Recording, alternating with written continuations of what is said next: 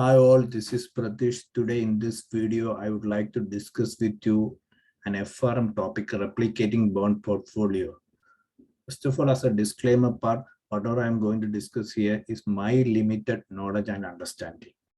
So from GARP book, I'm trying to read a small portion. I'm trying to interpret this. So see this slide. In my GARP book, module 4, it is page number 122. Replicating bond cash flow. So here what they're trying to say, they had given one bond details.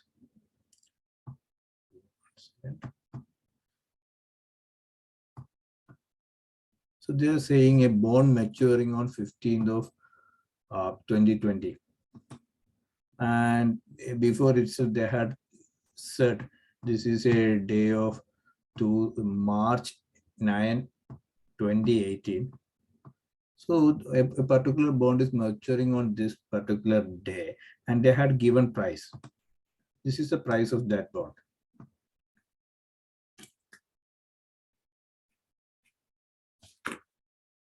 So what it is saying in second paragraph, an analyst might be interested in whether this bond is mispriced. So this particular bond is having all this cash flow. Whether is it mispriced? So what they are trying to say, many other bonds are available in market as well. Suppose if we are purchasing many other bonds and we are getting the same cash flow, in that case, the cost of those many other bonds, would that be greater than this or lesser? So if we are getting all these cash flows, all these cash flow means all these coupon payment of 4.25 and including face value 104.25 on these particular dates, using owning many other available bonds. So in that case, if the cost of those available bonds altogether lesser than 112.4855, then there would be an arbitrage opportunity. Here we are assuming risk factors of all the bonds and rating of all the bonds are equal. We are not taking into consideration of any other factor, keeping all other factor equivalent.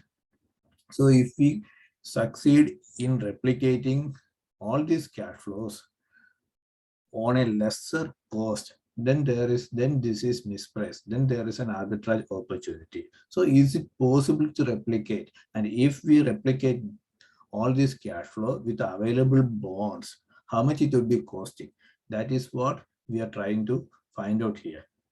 So in this book, they had given one table that is available bonds, whatever the bonds available in market, and out of that some particular bonds price and all they had given, and they explained the topic in such a manner, and this kind of explanation is very tough, at least for people like me. So I'm trying to interpret this. So we see anybody who wants to read it, they can pause the video and read this, and after the video, after my explanation, you can read it again also. It would be much easier than I hope. So my target is I should be getting these cash flows.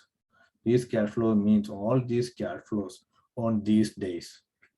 So first of all, what is lacking in GARP book is such a table.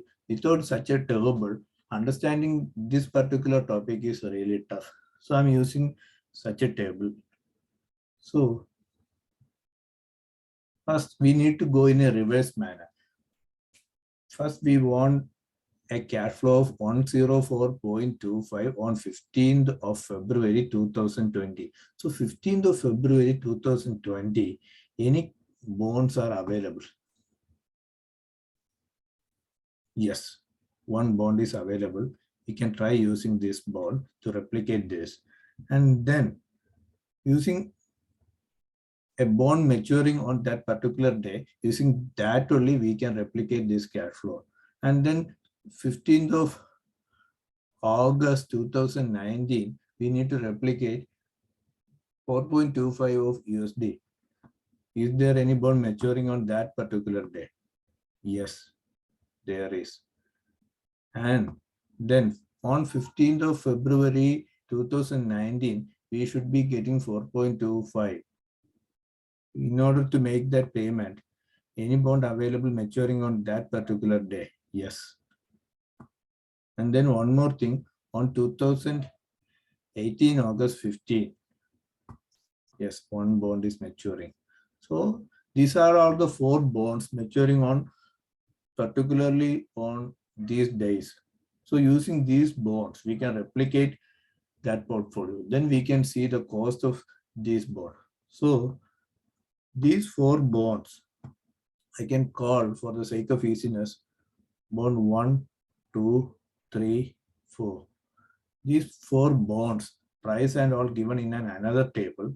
And here in this table 9.2 itself, it had been given the coupon payment and other details of this bond. Okay. So here I am trying to replicate a cash flow of 104.25 on 15th of February. On 15th of February, I should be having 104.25.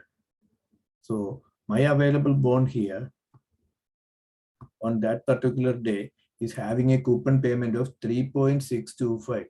Remember, this is annual coupon payment. So 3.625 means semi-annually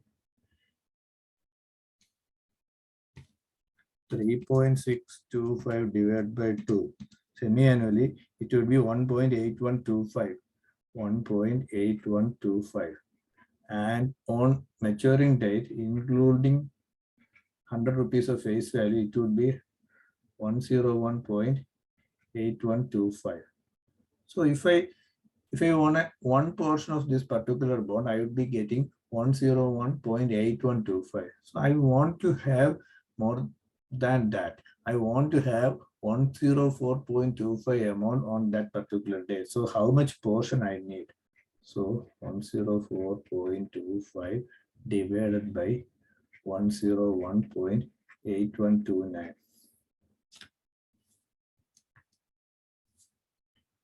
104.25 divided by 101.8125.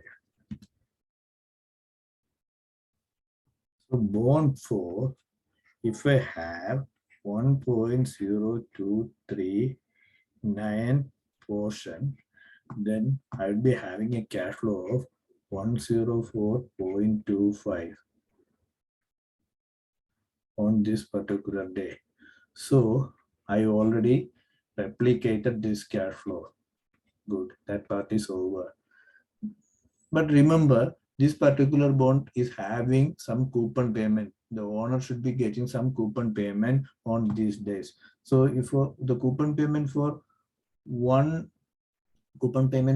portion is 1 full portion coupon payment is 1.8129. Here we are having more than 1 portion with us of bond. So this much portion is there. So coupon payment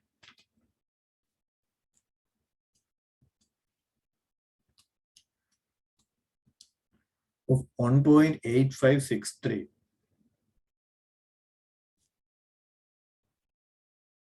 One second.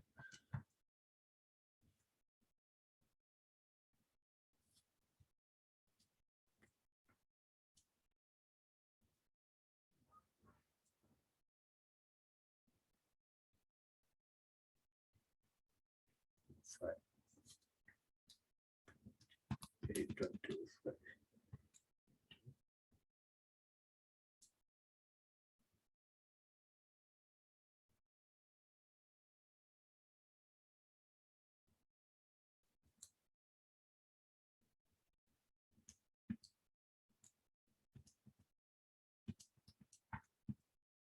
1.8558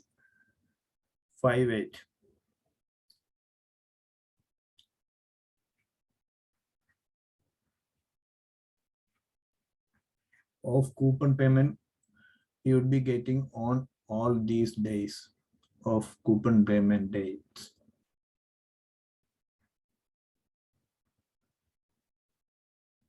So what did I say here is the person or having this much portion of this particular bond would be getting this much of final payment, and in between he would be getting all this. So the role, this much portion he should be having on this bond number 4, and role of this bond number 4 is over. Okay, now what is our target? Our target is to replicate the amount of 4.25 on August 15. We don't need to have 10 for such a big amount. We need to have just 4.25 only. So in order to have this 4.25, you can see here, we are already having 1.8558.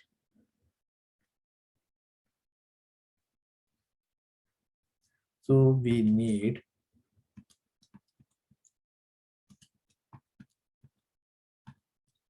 2.3941 only.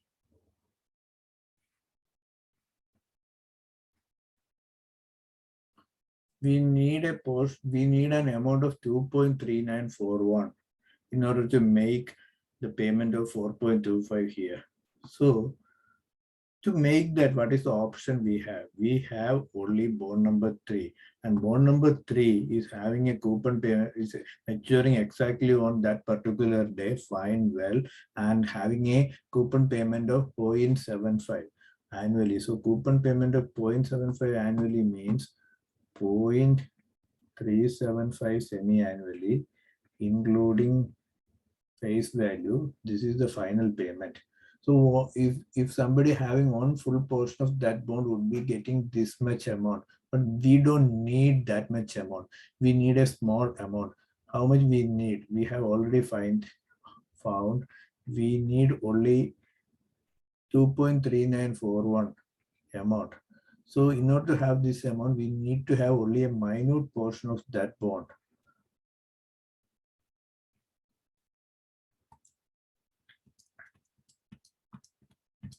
We need to have 0.0238. 0.0238 portion only we need. So if we have that much portion of bond number 3, then we would be here, we would be getting 2.3941. So adding this, we would be reaching 4.25. That cash flow also had been replicated. Now we don't forget to put the coupon payment of this. Normal coupon payment is 0.375 for this bond, and we are having a portion of 0.0238.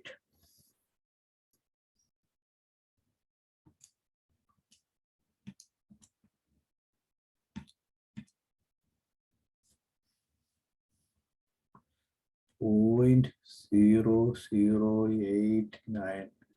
0.0089. Well, so this is the picture so far. So the role of this bond is also over. Now our target is to replicate 4.25 for February 15th of 2019. On that particular day, how much we need? We needed, in fact, 4.25, but in between we had got 1.8558, and then we got a 0.0089. Now we need to have 4.25 minus 1.8558 minus 0.0089. Need to have 2.3853.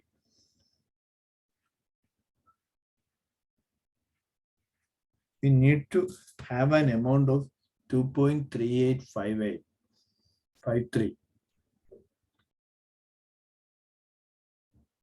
2.3853 we need. What is the option we have? We have only one bond maturing on that particular day, and that is this bond, and this coupon payment is 2.75. So semi-annual coupon payment is 1.25 375. Adding up 100. So this is the full value of a one full portion of that bond, but we want only 0.3853 amount. So while dividing this, we need only this much amount of that particular bond. 0.0235 for number 2. 0.0235 is the portion of this particular bond we need to have. If in that case, we would be getting 2.3853, and replicating of this cash flow also been done. So now coupon payment of this particular bond is 1.375 into portion of 0.0235.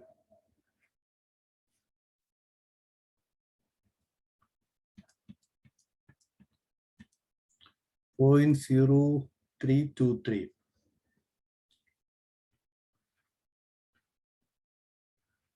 would be the coupon payment on this day. So now we need to make the payments on 15th of April 2018 to 4.25. So how much left? 4.25 is what needed minus 0.0323 point whatever we are already having 558.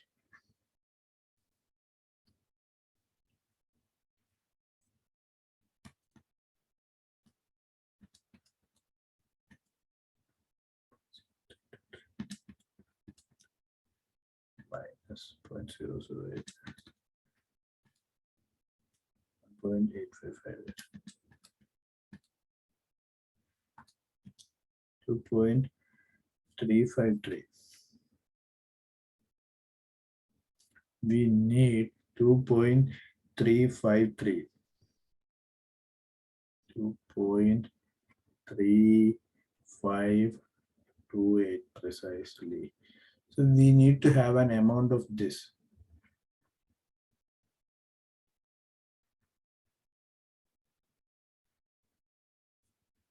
In order to have that, what is the option we have?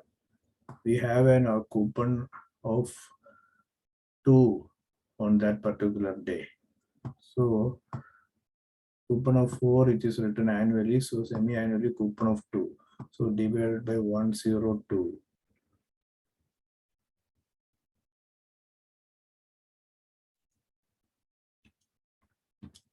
3528.